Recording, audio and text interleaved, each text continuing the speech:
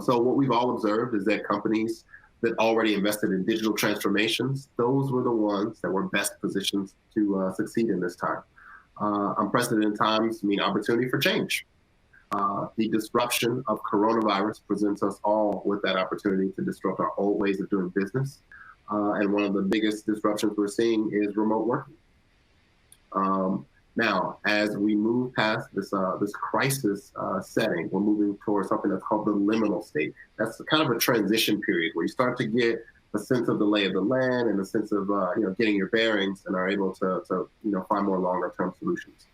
So that's what we'll be discussing today: how you can make the most of these opportunities to change your business or your team or your career for the better in this new remote world of work.